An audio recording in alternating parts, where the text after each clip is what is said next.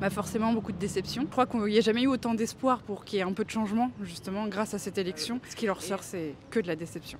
Beaucoup de déceptions aussi pour moi, mais après je vais pas mentir, je m'y attendais un petit peu. Je m'attendais à ce résultat-là au second tour, même si on espérait mieux quand même, mais prévisible quoi. Beaucoup de déceptions quand même. Bon, j'ai voté Mélenchon, hein, clairement. C'est la même chose qu'il y a 5 ans, alors que beaucoup de choses ont changé entre-temps et que ça va encore être 5 ans de perdu pour le climat, pour les inégalités sociales et encore, enfin, c'est même pas des années de perdu, ça va encore s'empirer. Et pourtant, j'ai vraiment l'impression que les gens ont un peu envie de changement et ont envie que ça bouge et qui savent pas forcément trop comment faire. Et visiblement, le vote, c'est pas la solution. Donc, on va essayer d'en trouver d'autres. En 5 ans, il y a un petit peu de temps, il y a un petit peu de temps pour chercher. Je trouve que c'est une tragédie, déception de se retrouver effectivement dans la même configuration qu'il y a 5 ans, avec l'extrême droite qui continue à augmenter et beaucoup de gens qui revotent pour Macron. J'ai du mal à comprendre. Moi, je pense que c'est Emmanuel Macron qui va être le président parce que Marine Le Pen, il n'y a pas l'étranger qui reste en France et personne ne va être d'accord avec elle. Je pense que Emmanuel Macron, tout le monde va être d'accord avec lui. J'ai pas été étonné parce qu'il y a eu tout ce qu'il y avait eu dans les sondages. Quand même étonné plus avec un peu de recul en me disant que c'est les mêmes personnes qui sont arrivées 5 ans plus tard en tête, quoi. Et c'est vrai que ça m'a plutôt étonné, mais bon, voilà, c'est le choix des Français et je pense qu'il faut juste s'adapter à ce qu'il y a. En fait, on se retrouve avec la même chose qu'il y a 5 ans et je pense qu'il y a quand même pas mal de personnes qui sont contre l'extrême droite, enfin j'espère. Et après, que ce soit Macron qui soit réélu, c'est pas forcément un choix. Donc est-ce qu'il y a beaucoup de gens qui vont aller voter pour le deuxième tour? J'ai l'impression qu'il y en a plein en fait qui n'ont pas envie, quoi. Enfin perso, j'ai pas très envie. Parce que ni l'un ni l'autre, j'ai envie de voter, quoi. Je suis d'accord avec le fait que de pas donner sa voix, c'est pas super, mais à côté de ça, les deux personnes qu'on nous propose, elles sont pas forcément les personnes qu'on a choisies nous. Moi, je ne m'attendais pas à ce résultat-là. Est-ce que Marine Le Pen soit deuxième? Pensez plus à Mélenchon, mais pensez que Marine Le Pen arrive, bon. Mais maintenant, le mal est fait, comme on dit. Et donc, il faut que les gens de bonne conscience prennent conscience qu'il y a un danger à l'avenir pour des gens, surtout comme vous et moi. Plutôt choqué que les extrêmes dépassent pour la plupart 20%. Pour les deux principaux. Et ça nous fait un second tour avec Macron et Marine Le Pen. Il faudrait du changement par rapport à Macron, mais je pense pas que Marine Le Pen soit la bonne solution. Retirer le droit du sol, pour moi, c'est pas la solution. Choisir entre ces deux mots. Il n'y a aucune des voix qui ne me correspond et j'entends bien le dire cette fois-ci, ce qui est complètement nouveau pour moi. J'entends bien le dire par l'abstention.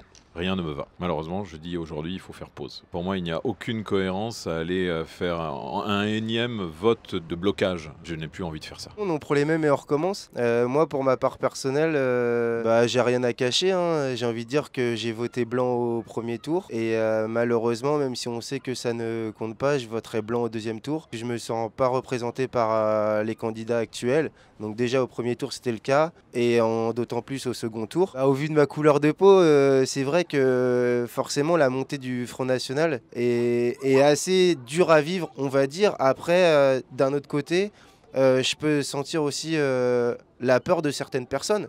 Et malheureusement, c'est aussi à cause de ça qu'on fait des amalgames maintenant. Et on se retrouve dans cette situation où forcément l'extrême droite arrive de plus en plus forte. Deux personnes différentes avec un traitement de l'immigration d'un côté qui pense que le mal vient des gens de couleur et d'un autre qui fait que la politique des travailleurs elle est mise à mal avec le plan retraite comme tout le monde le sait.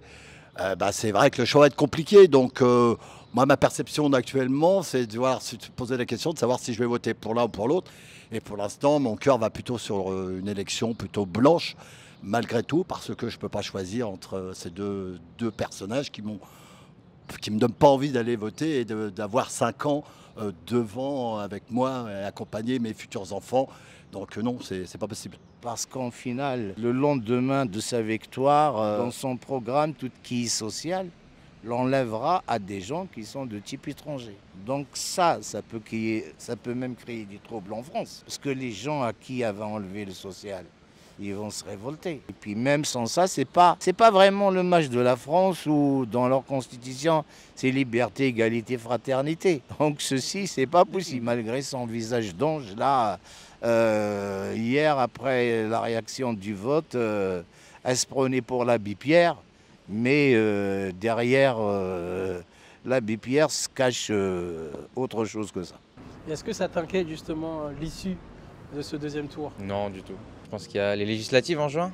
Et je pense qu'un président ne peut pas non plus avoir extrêmement de liberté. On est en France, du coup, quand même, c'est rassurant dans ce sens-là où une personne ne peut pas toujours appliquer ce qu'il y a dans son programme. Des fois, c'est dommage, des fois, c'est bien, des fois, tant mieux. À voir ce qui se passera aux législatives en juin et puis voilà. Je reste encore un peu utopique et je me dis qu'avec les législatives, on peut essayer de trouver d'autres solutions que les présidentielles pour essayer de contrer un peu cette finale un peu triste, quoi. Comment tu expliques le fait qu'il y ait eu un fort taux d'abstention chez les jeunes? Pour plein de raisons. Après, il y a le fait d'avoir l'impression que rien change. Enfin, peu importe ce qu'ils font, en fait, il y a de la résignation aussi. Depuis 40 ans, on fait la même chose. Depuis 40 ans, on donne l'impression qu'il n'y a pas d'alternative. On dit que c'est comme ça, qu'il faut faire comme ça, et on nous encourage à profiter et à nous taire. Et vu qu'on est en compétition pour avoir du travail, en compétition dans les études, en compétition pour réussir dans la société parce qu'il n'y a pas des places pour tout le monde, on a du mal à voir à long terme et à voir collectif parce qu'on est trop occupé à essayer de se démerder nous-mêmes en fait. Au niveau de la crise écologique, ça se dirige pas très bien. Avec les deux candidats qu'on a, c'est pas vraiment leur priorité. Donc je pense que c'était quand même un mouvement qui était beaucoup porté par les jeunes. Et j'avais beaucoup d'espoir là-dessus, mais je suis pas sûre que ce soit leur priorité. Donc tu penses que c'est un sujet qui sera pas du tout mis sur la table? Je pense que si, ça sera mis sur la table, mais pas priorisé, quoi. Enfin, vraiment pas au centre comme ça devrait l'être.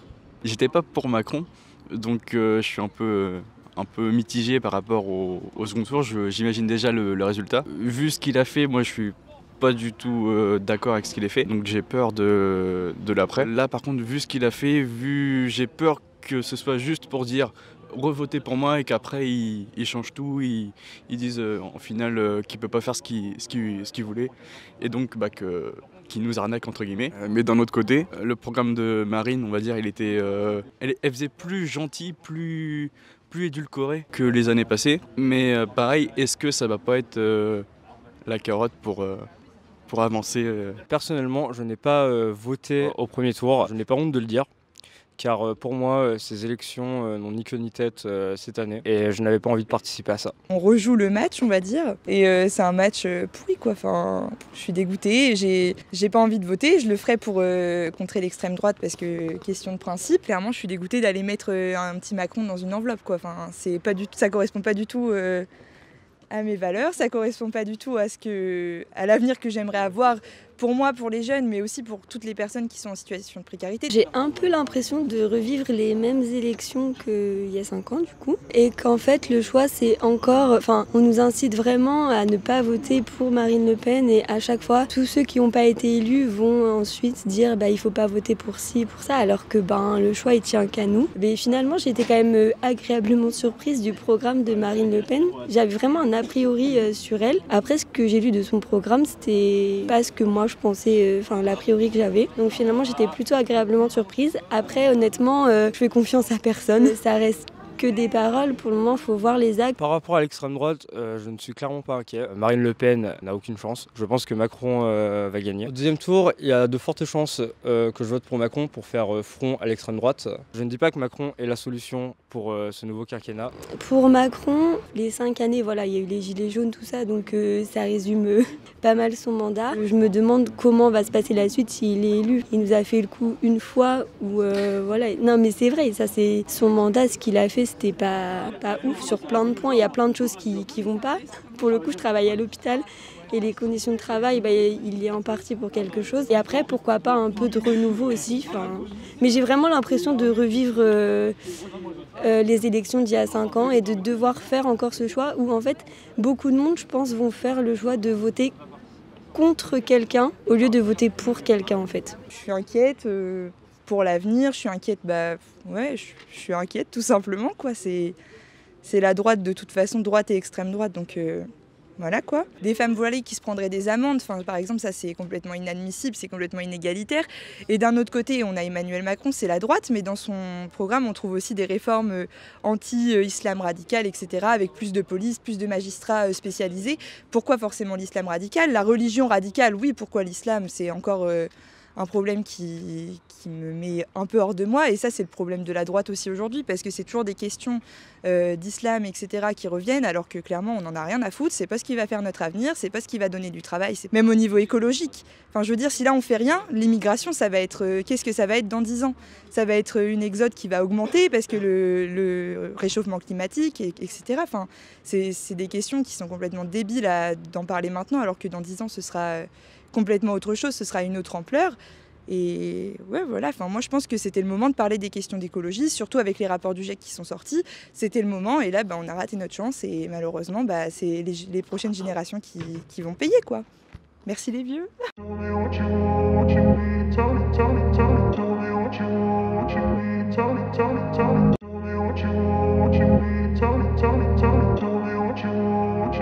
Tell me.